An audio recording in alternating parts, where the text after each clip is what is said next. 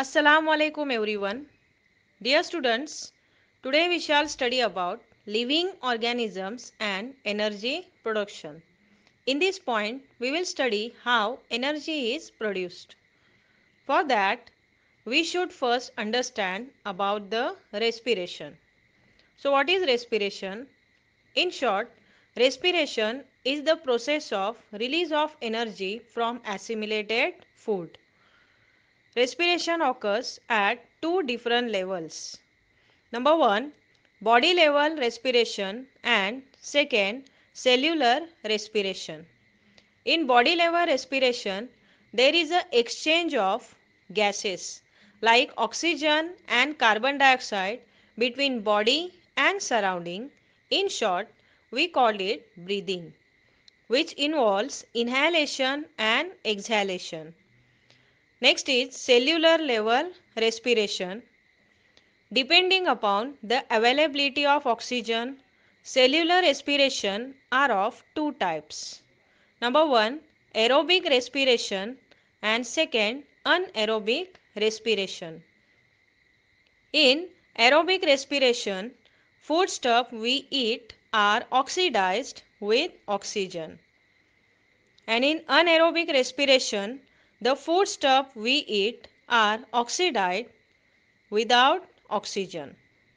The carbohydrates we consume every day are mainly utilized for production of energy required for daily need. We obtain carbohydrates from milk, fruits, jaggery, cane sugar, vegetables, potatoes,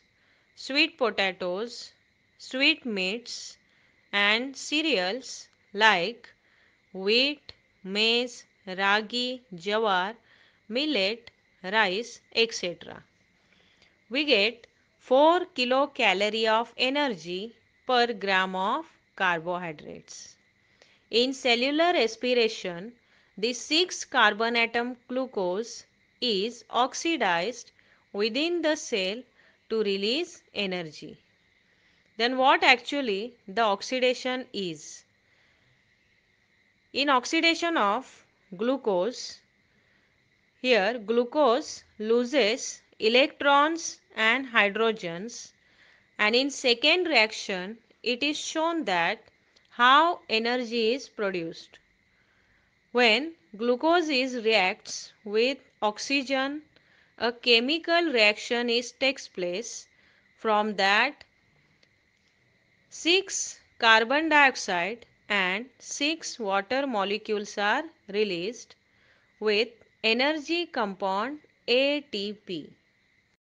In aerobic respiration, glucose is oxidized in 3 steps. Number 1, glycolysis. Number 2, tricarboxylic acid cycle. And number 3, electron transfer chain reaction. Glycolysis. This process occurs in cytoplasm. In glycolysis, 6 carbon atom compound glucose is oxidized into 3 carbon atom compound pyruvic acid.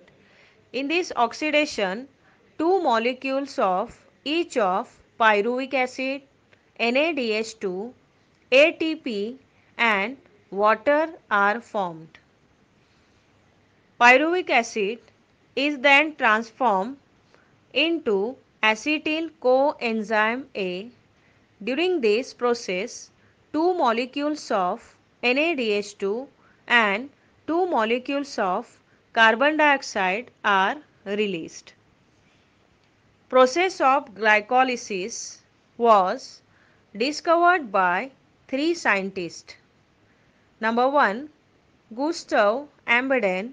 Number 2, Otto Meyerhof. And number 3, Jacob Parnas, along with their colleagues. For this purpose, they perform an experiment on muscles.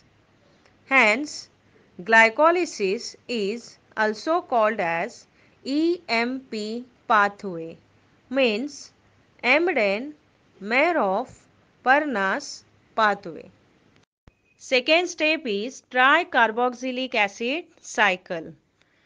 The cyclical reactions of tricarboxylic acid cycle were discovered by Sir Hans Krebs.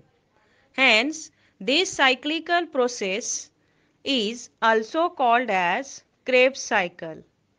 For his work, he has been awarded by Nobel Prize in 1953.